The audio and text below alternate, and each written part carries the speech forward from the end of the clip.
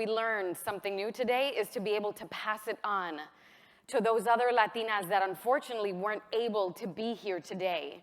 We have so many incredible people actually streaming online right now, but I want to make sure that your sisters, your daughters, your nieces, those are the individuals who don't yet have the opportunity to understand this fully.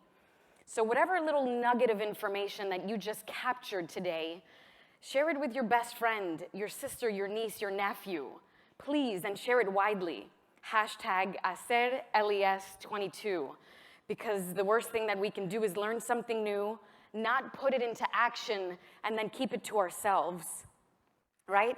It's also really important to tell people what you're interested in doing next.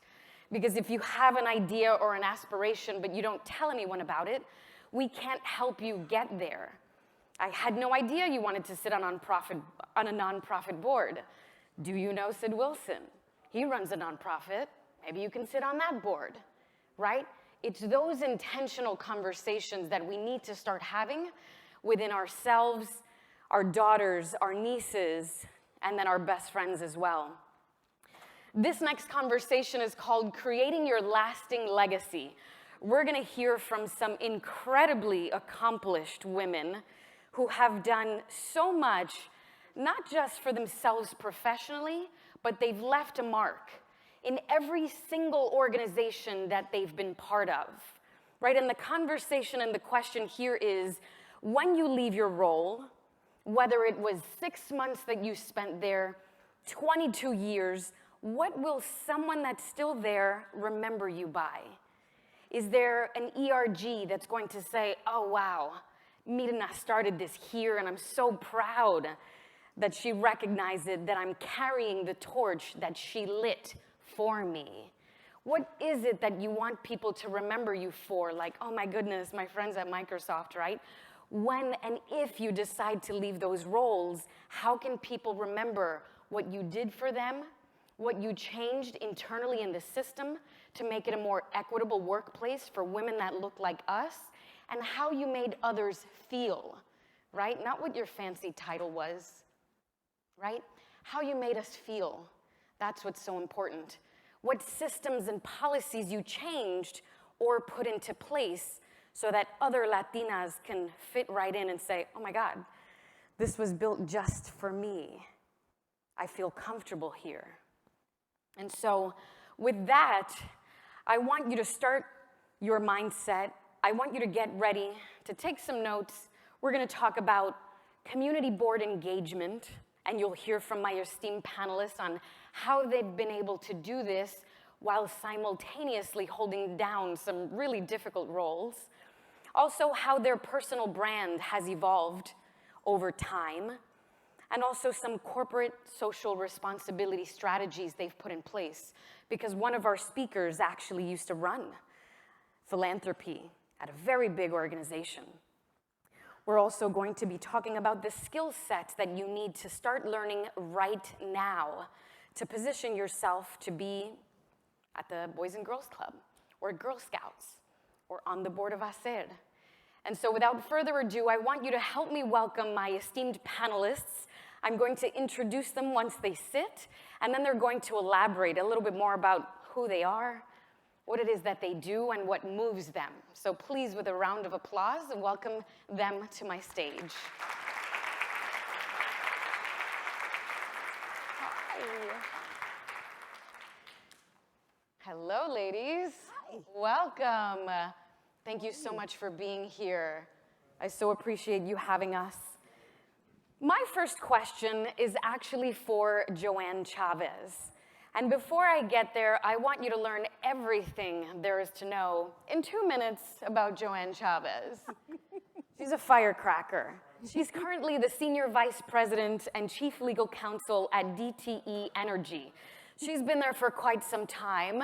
And so, Joanne, tell us a little bit more about who you are. Where do you live? What do you do? Do you have a dog? Right? All the important questions, but tell us a little bit more about you and your career. Well, I am a self-described Latina activist, and what does that mean? It means that at this stage in my career, it's really important for them to know that I'm a Latina, right? And that my voice needs to matter. Because when you've traveled, the road I think all of us has, we have been first and only for far too long. And so really making sure we do that. But I have had an incredible career. I'm on my third career, I like to say. I was a partner with KPMG in international tax. I'm a tax lawyer by training.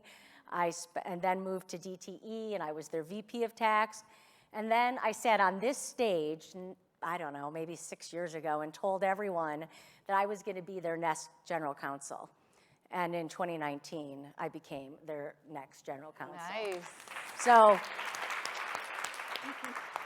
I think those are the important things. I was a single mom of 3. I come from people who didn't have the same opportunities that I did. So I always say it's not where you start, it's where you end, right? And who you bring along with you.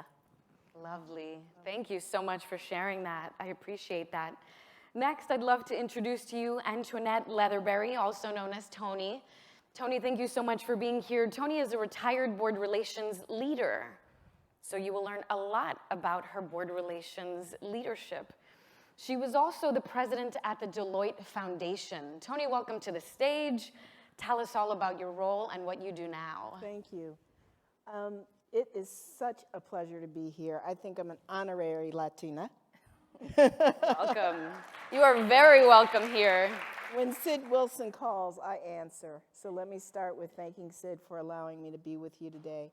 So I retired in September of 2020 after, I don't want to date myself, but I guess I need to, a 36, 37-year career. I started off as a mechanical engineer, so to the point, often the only girl that looked like me in the room.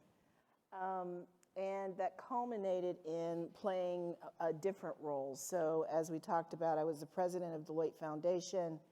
I led our board practice for Deloitte, senior partner when I retired. And along the way, I spent a lot of time serving on not-for-profit boards. So Sid earlier just talked about how that can nurture you and nurture you ultimately for public board service. When we talk about brand, I would maybe add one more thing to the equation. Be reliable. Your word is your bond. And so think about that in the context of committing yourself, because it is a commitment. And for me, I ended up serving on the Executive Leadership Council board. I will be terming off this December, and that is after 8 years of board service, and ultimately became the chair of that board. So very similar to HACR, which we have collaborated with. We've done a lot of mutual collaboration to develop and invest in others. I also spend a lot of time on university boards. So I'm on Boston University's Board of Trustees, which is my alma mater, as well as serving on Widener University's board, which is my current school, where I chair NomGov, and I'm also working on my doctorate, so I don't know what's wrong with me, but we'll talk about legacy. And then lastly, I serve on 3 for-profit, 2 which are publicly traded boards. One is Digital Direct Holdings, which is a startup, and we just went public February 10th. So I continue to learn. There's a theme there. And I serve on the board of Zoetis, which is the largest animal health organization in the world. And lastly, American Family Insurance. And so that's what keeps me a little busy. Wow. And to the dog question, I have 3 very precocious Yorkies. Oh my goodness, I love it. I love it. Thank you so much, Tony. Is this impressive or what? My goodness. And now you understand the importance of what Sid was mentioning about being intentional and strategic. Because I'm sure that this didn't just happen for Joanne and Tony. And now I want you to listen to Gloria's story. Gloria Santona, she joined McDonald's. Where's my McDonald's crew? Yes, there they are, there they are. They're lovely ladies. She joined McDonald's back in 1977. She's since retired from McDonald's, right? And now she's of counsel at Baker McKenzie, Gloria, welcome to the stage. Tell us a little bit more about your trajectory at McDonald's, what you find yourself doing now, and do you have a dog? I had a dog for 35 years. Unfortunately, he died, but I'm on the list. I'm getting a dog in June. Oh my goodness. As long as the litter comes. Oh. So thank you for that. Now everybody knows how old I am. I joined McDonald's right out of law school in 1977, and believe it or not, we had a very diverse legal department when I joined. There were 13 lawyers. I was the fourth woman, and I was the fourth minority, and the second Hispanic, actually. Wow. So, it was a company that was very forward-thinking about issues of diversity, right? Clearly not where we are today, but certainly thinking about being inclusive. So it was a great environment for me. And it was funny listening to Sid, just listening about the importance of board service. I think about how I kind of grew up at McDonald's, and my biggest concern was I had never worked anywhere else. I worked there for almost 40 years. And I thought, how do I broaden myself? How do I get to be more impactful than just within this organization? And I was lucky early on. I was asked to join a couple of boards that were through work. So I was on the board of the Minority Corporate Counsel Association, and I was on the board of the National Hispanic Leadership Institute. And one thing kind of leads to another. I think what Sid said, you start to meet people, and then people say, oh, that's a good director, and let's add them to our board. I've served on many, many, many different boards through the years. Right now, I'm retired, so to speak, but I am a counsel at Baker McKenzie, so I still do a fair amount of work there at the law firm. But then I pursue what I really love, which is, I went to Michigan State University. I was first generation. And a handful of us started a Women's Leadership Institute there, which has been going on for about the last 7-8 years. It's really exciting because it was really my goal to touch young women at an age where, I had no idea what was going on, and I thought I can really make a difference in people's lives by touching them early. And so that is really my passion project right now. But I'm also on the board of the Immigrant Justice Center, which obviously has a very important role to play. I serve on a public board, which is Aon PLC. I'm chairman of their compliance committee, and I'm on sort of all the important committees there. So that's a great way to continue to be involved in business.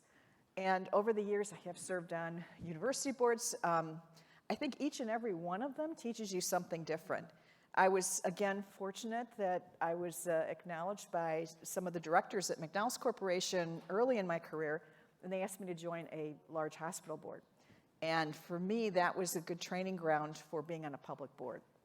I think so many not-for-profits and community organizations are smaller, but when you're on a big hospital board, it's actually a big business, and it may be a not-for-profit, but you learn so much about the importance of various factors in serving on a board and doing that. So that's what I'm doing. I have a son. He's very young, even though I'm old. He's only 26.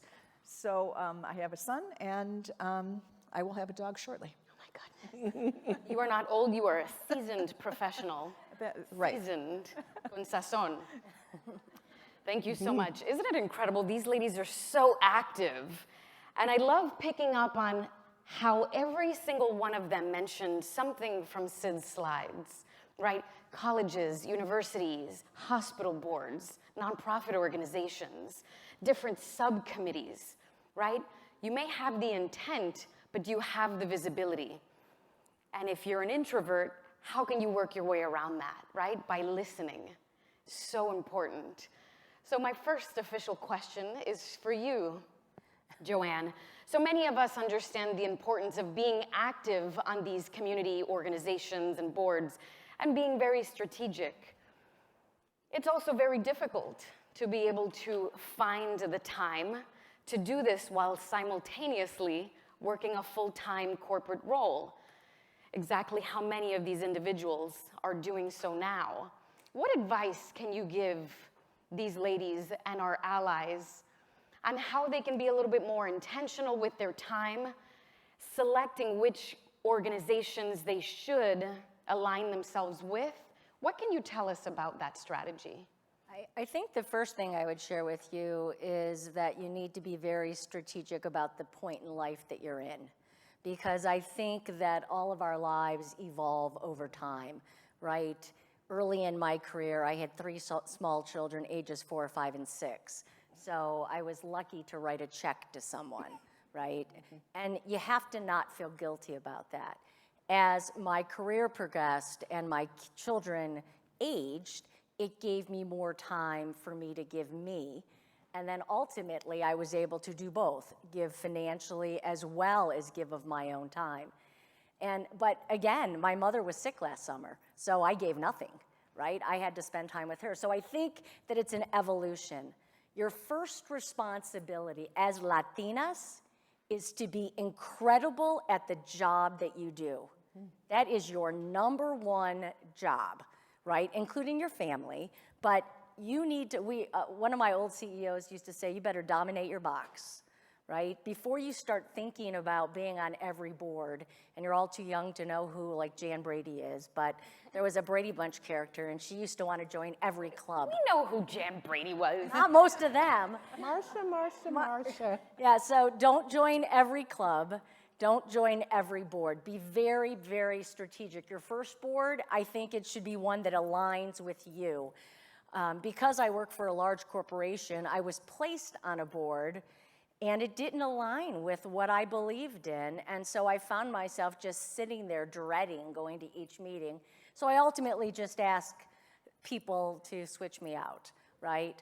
But then the second thing that happens is then they want to put the Latina, because there's not very many of us, on the Latino boards, right? Or let's make sure that we put the director who's a Latina on the Latino boards. I said, how about we find another board for her? Maybe she can sit on the symphony board. Maybe she can sit on one of the larger, more influential boards. So I think if there's one thing you walk away with, it's remember, I believe that your privilege gives you a responsibility to dominate the box you sit in. And then as you begin to have incremental time, then you give it to the community. I think that it's so important. Ultimately, if you can afford it, write the checks early. And then as you have time, I will tell you, I mean, I've started my own nonprofit foundation, so I will tell you that it's important to me, and I do it a lot. I sit on way too many boards, but I have the time. I have the ability to do it now.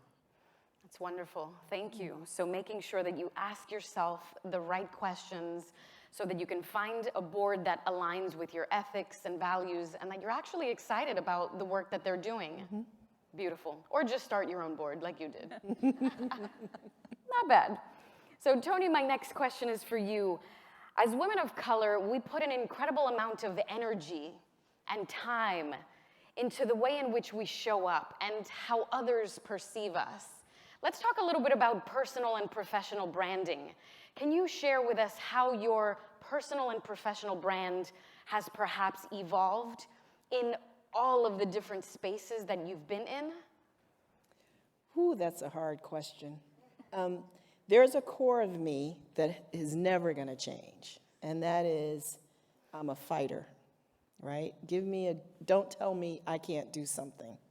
So that never changes, but I guess evolution might be more stylistic in how I fight. So often I would just go in head on, right? So as a young engineer, I remember working on a robotic workstation design, and I was working with an older white male electrical engineer, and I was a mechanical engineer, and we got into it, and I came in and talked to my supervisor, and I literally threw my badge down, which was a sign of war. And no, it was. Culturally, in that organization, when you threw your badge down, you were ready to fight. And he just said to me, you know, why do you always have to battle? You're right. We know you're right. But let's talk about whether or not you understand the dynamics before you decide you're going to fight this fight versus maybe there's a more appropriate fight. And so he really taught me that lesson around reading my audience, reading the dynamics, trying to put myself in their shoes to understand where they're coming from, and then influence to bring them to where I want them to be. So I think that's how it's evolved over time, but I still fight. I like a good fight. I love it. Thank you so much for sharing that. My next question is for Gloria. If you've ever heard Sid speak about allies, mentors, and sponsors, he makes a very specific distinction between a mentor. A mentor is someone you tell the good, the bad, and the ugly. And also someone that gives you career advice. They spend time with you. He makes a very specific distinction when talking about sponsors. It may not be the same person who's your mentor and your sponsor. So my question for you, Gloria, is taking that into account and understanding that sponsors actually spend their credibility on you, they vouch for you, they put your name in the hat when there's open opportunities. Have you ever had a sponsor put your name in the hat, and how did that change your role or your world? Well, I was very, very fortunate to have sponsors very early in my career. And I didn't know a sponsor from a mentor in those days, right? But I had gentlemen who were white gentlemen and the higher reaches of the company who took an interest in me. But I think you go back to, what Joanne was saying about you have to be the best that you can possibly be at your job. And they took an interest in me because I was really good at what I was doing. And I was the lawyer for their particular organization. In one case, the general counsel was my boss. The other was the chief financial officer, who was my primary client. And so they saw my work ethic, how I came every day and what I did every day. And they took a huge interest in me. And so my career was pretty much made in the early years by virtue of the fact that I had these two gentlemen, the chief financial officer and the general counsel, who were both in my corner.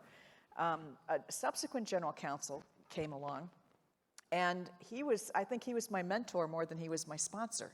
Though ultimately he became my sponsor. So it's kind of interesting. Roles evolve over time, and I think mentors are as important or maybe more important than sponsors sometimes. It all depends on where you are in your career. But I think, mentoring to me is really interesting. I've mentored a lot of people. I can't say I've been mentored as much, but I've always viewed mentoring as something that you can do in a conversation, right? If you just reach out to someone and you say, I'm having trouble with this or that, they don't need to really agree to meet with you once a month for the next 12 years or something. I think when you look for a mentor and you ask them, will you be my mentor? That's like, that's like an engagement or something. You're asking someone to get married. And that's harder to respond to. And I've been in situations that are, arranged mentoring, which for the most part were not real effective.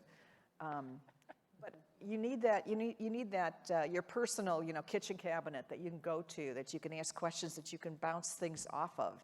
And it's important to get different types of people so that you get different opinions, because that's the way your life works. You're not only dealing with one type of person all the time. So you don't always want to get the same feedback. One of the most valuable things that happened to me was I was up for promotion. I did not get it, despite the fact that I had a sponsor. And I was extremely disappointed. And, I went out and sought feedback, and I went to the people who I knew the least and said, in the senior management team, and just said, what could I do differently? How could I do it? And it was a humbling experience, but I have to tell you, one of the best things, because I got really honest, straight feedback, and I actually changed my behavior in some respects, and it really helped. I mean, I think it's what Tony said too, you change over time. I was always a fighter, but I was an introvert.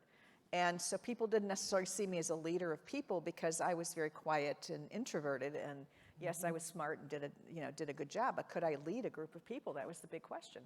And so I had to turn myself into more of an extrovert, at least ostensibly an extrovert, in order to be able to succeed in the career that I wanted.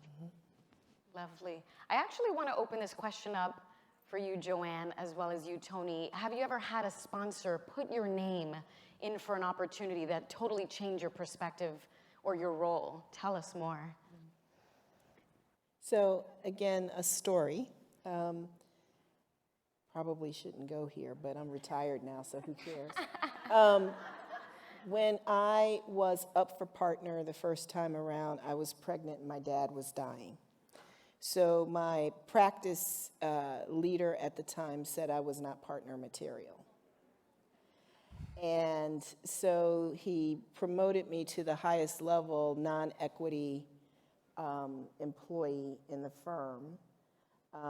And so a few years later, I was in a forum like this, actually, but it was with all of our senior leaders.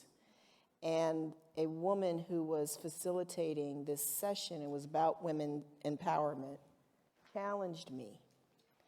And I'm going to try to make this opera a short story. But she challenged me about being weak because mentorship is important, that, you know, getting a mentor, having a mentor was a sign of kind of weakness. And I told her, no, it's about choice and investment in women. And women have a choice to be here or be somewhere else. And she really irritated me to the point, I won't use the colorful words, to the point that I pulled out my, at the time, BlackBerry, really dating myself, and said, you see this BlackBerry? Well, right now my husband's giving me updates on my daughter because it's her first day of kindergarten. I chose to be here, and I will never get to stay back. And so my CEO took notice of me because of this interplay. And he was outside, and he said, kindergarten, huh? You know, he's just kind of cocky. And I said, yeah. And we had this brief conversation, and I gave him a lot of feedback. What I didn't realize, though, is that was the day he took notice of me, and what he did was secretly putting me on special assignments and special committees to watch me in action from afar. And then one day I got the call, and the call was something like, I want you to come to work directly for me. Nice. And he said, why aren't you a partner? And I gave him the story, and he said, okay, we're going to fix that. And it was done. That's incredible. I love that. I love that. How about you, Joanne? Well, I'm probably like many. The answer is no. I've never had someone just tap me on the shoulder and say, because you're absolutely brilliant. I kind of just worked my tail off. In fact, my CEO today will say I am his hardest working executive. I'm not sure that's really a badge of honor, but I'm really good at it. But I've created my own opportunities, and I've proven myself with things like Sid said, and that's with incredible credibility, right? I do what I say, and I say what I do, right? And no one can outlearn me, right? Even if they really can. I don't let them. And I think that's why I have been successful. Now, I did eventually get sponsors, but they didn't just tap me and say, oh, you're absolutely brilliant. You're going to go be the next general counsel. I created that opportunity, right? I did that. No one said, oh, you're absolutely brilliant. You should be a partner at KPMG. I created the opportunity. I ran global projects. I did it. So I say that because not everyone is fortunate enough to have a sponsor. And I don't think you should ever give up on yourself, right? I think you can advocate for yourself.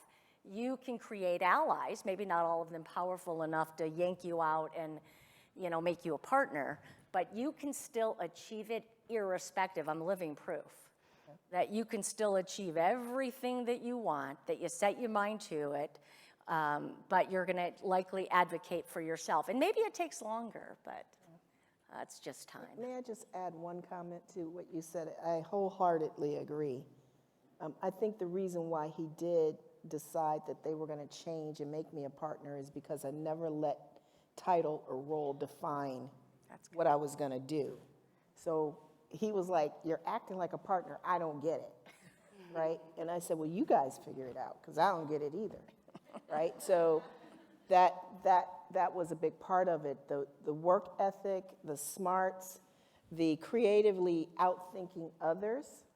And what I would also tell you, we talked about boards, and board opportunities also allows you to build unique networks that maybe others don't have. So I always worked outside in, and I would have relationships that people could not even figure out. How you have that relationship, how are you bringing this opportunity to the firm? So always work strategically about those networks and those relationships and how they can be accretive to the role and the organization you're in right now. Thank you for adding that. I want to ask a question to Gloria, and then we'll go down the line as well. What is the #1 skill set you believe is needed for a successful career?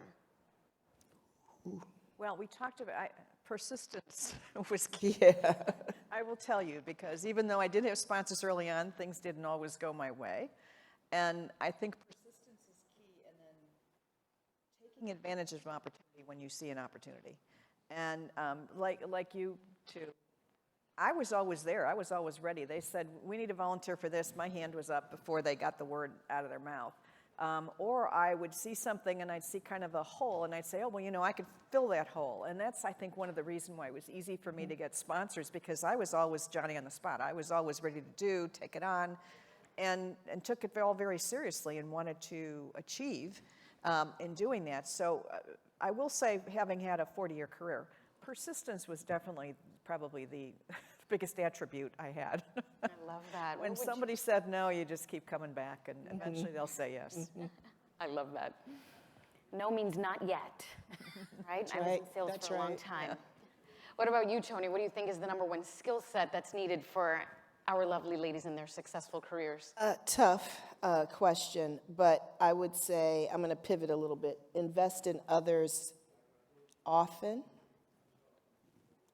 because, again, if you think about this as your legacy, when you invest in others, you will never, ever understand the rich dividends that you can get back.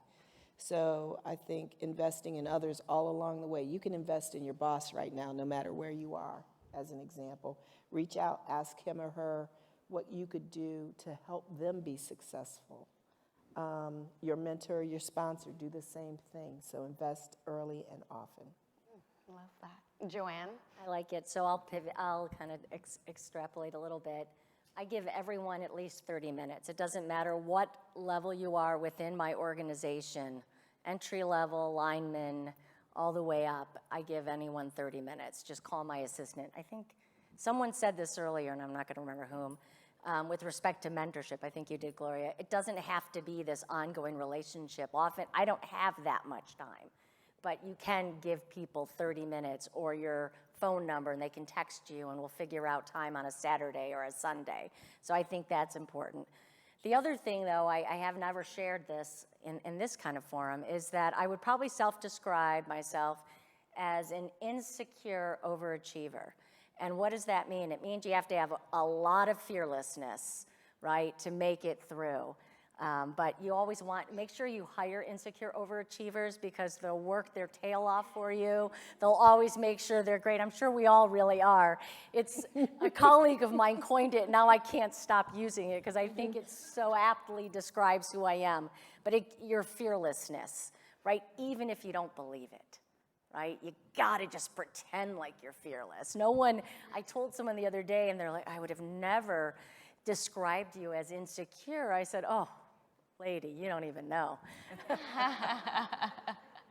I love that. Joanne, what's your phone number? After. I link in too, so I agree with Sid. You know, always link in. I've hired people through LinkedIn. Yes. I've given out scholarships through LinkedIn. Mm-hmm. I have lots of Latinos in my network. I do it very deliberately. I love that. So make sure that you add every single one of these ladies on LinkedIn.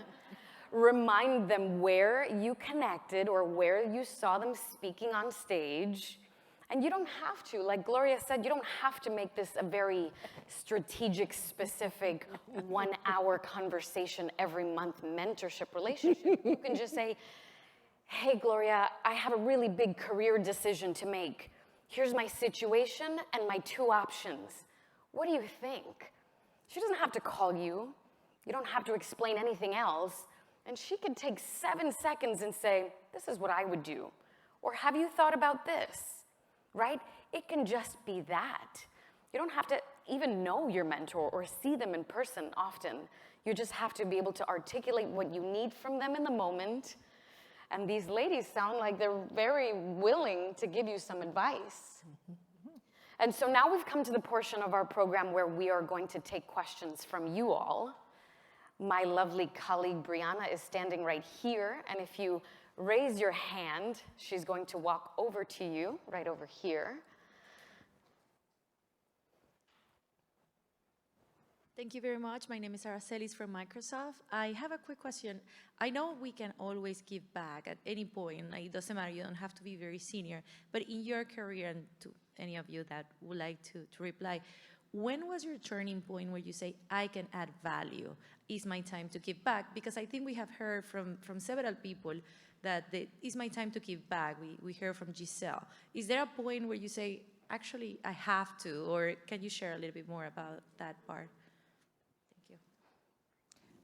I'm happy to start anyway. You know, it strikes me that you can always give back. So I had a group working for me from pretty early on. I was 3 or 4 years out of law school, and I already had a group because I had sponsors who saw something in me. And the giving back at that stage was very different than the giving back later on, right? So the giving back at that stage was, honestly, the golden rule has always served me well. I always treat people the way I want to be treated. So my employees, I treated them the way I wish someone had treated me as I was coming up. And the giving back there is you're sort of, you know, mentoring, helping people develop one-on-one. You know, and as time goes on, you develop a broader scope of influence. But you start thinking about, how do I get outside of this sphere of influence that's my day-to-day job?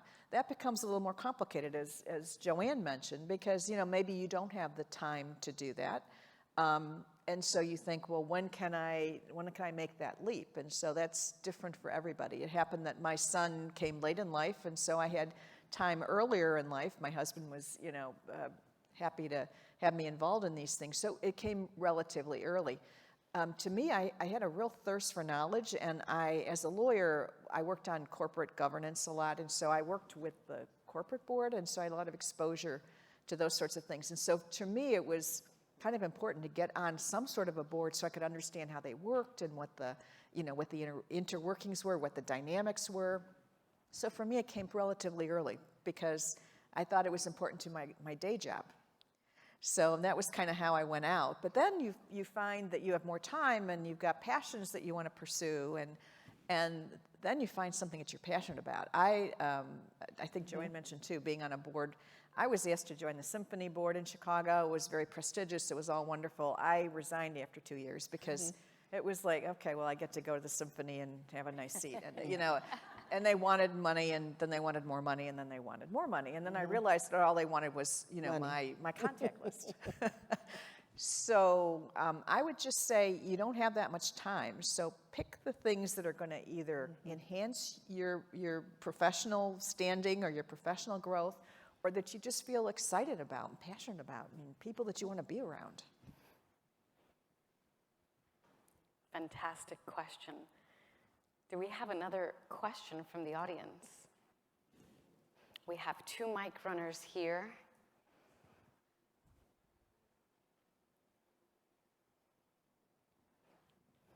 I do have a question from the virtual audience. As you break through glass ceilings, how do you stay resilient? Resilience. I think resilience is a skill that you develop over time. I don't think you just get it all one day when you break through. And it's over time, and I think we have to look at all of our life lessons. I think as Latinos, most of us are raised with strong families and strong values. And that comfort, it's like faith, right, if you're religious. The comfort of the family and your faith in your God, if you believe, are things that build this. It's like the core strength. You know, if you think about core, it builds this core that allows you to get back up quickly when things don't go your way. And rest assured they don't, right? The world is tough.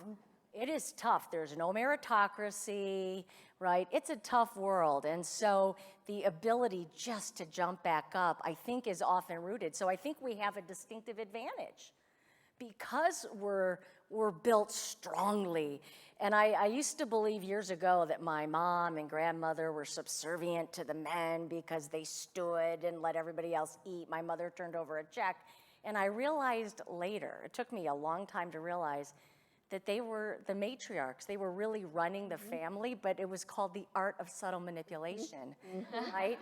And so we come from strong stock. That's right. That's good, and we have strong cores, and I think that resiliency will get us through everything, all the way up till you break the final, glass ceiling that you want to break. The other thing is you have to make those decisions, right? Not everything. Like, I'm not sure I want to sit on a public board. I keep debating that in my own head. And, so you have to make those decisions in your lives. But I think resiliency is something that we're blessed with, and we just have to draw upon it. We have to remind ourselves where we come from, right? And that we do have this strength and courage within us. I think I would just add, though, resiliency, as you said, builds over time, because I can remember when I was a young woman, I wanted to go to medical school. I failed to get into medical school. I thought my life was over. So, if that happened to me tomorrow, I'd just go, okay, fine, I'll move on to something else. So, you develop that over time. But I think we could fall into a trap of thinking that we have to do it all ourselves.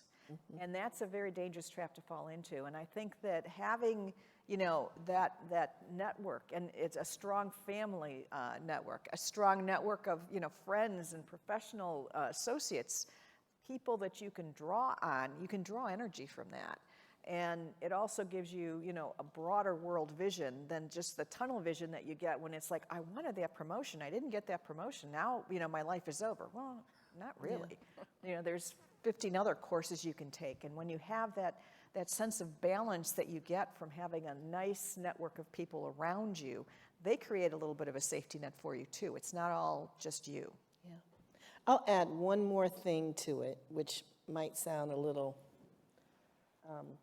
weird, but faith.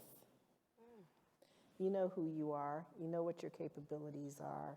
Again, never let anyone define you. You define you, you run your race. And I think disappointments, all of us have probably had them in our careers, are a great time to pause and reflect and then decide, okay, what's the path look like from here? Because I would argue that when we all look back, it worked out just okay. It's just fine. And so have faith in yourself that it's all going to be okay. It's going to be fine. I love that. Have faith. I love that. That was incredible. We have one more question. Hi there. This is for Joanne. I'm really curious about something you said. So you said, at this point in my career, it's important that people know I'm Latina. That's where you said. I'm on that journey where lately it's how I introduce myself differently, right? I'm curious, as we look to develop young talent, I don't know that I would have said that 20 years ago when I started my career. How important is it that we encourage it earlier, or that we let that journey develop? I'm really curious as to your opinion. I think it needs to develop. So I think when you're describing kind of a journey, I think we mature over time. And so I was misprincipled. I was raised to believe that there were 3 races, white, black, and Mexican. That's how I was raised. So I always knew I was different, but I think I wore this difference on my shoulder. It was like my badge of honor. And when you're working in New York City with a bunch of white guys, I'm not sure that goes over so well. I still did great, right? It still all worked out, but I think it took me time to mature such that my talents caught up with my credibility, and then I could sit at the table and say I'm a Latina, right? I think it'll come at different times for everyone, and it goes back to my original statement, dominate your box. If you try to do it too early, I used to tell this to my interns, if you want to wear purple hair, that's great, but they're only going to focus on your purple hair. You need to be great at your work first, and then do whatever you want, right? I think that's the same for me on my journey of being a Latina, right? The world made sure I knew I was a Latina, rest assured, right? The world never let me forget, but for me to take pride in it, I think I needed to, again, have my credibility and my career and everything kind of catch up. So it was part of my maturity process. I think for each of us, it'll likely be different. For me, it took a long time, maybe. Fantastic question. You know, I'm really thankful that we're able to gather these nuggets of wisdom that these women have so graciously shared with us over so much of their career in so many different industries and facets. So we're really thankful for you all taking the time and the energy to give back to us. Hopefully some way and somehow we can give back to you, because I think there's always an opportunity for reverse mentoring. I'm like, hey, I can teach you Canva. Yeah. Hey, are you on LinkedIn? I can teach you everything about LinkedIn, right? It's this need for us to continue to help one another at any stage in our careers. So I'm so indebted and so thankful to you all for being here. This concludes our conversation, and please, ladies, remember to thank them, to add them on LinkedIn, and to share resources continuously with people that are not in the room, right? So with that, let's give these incredible ladies a round of applause.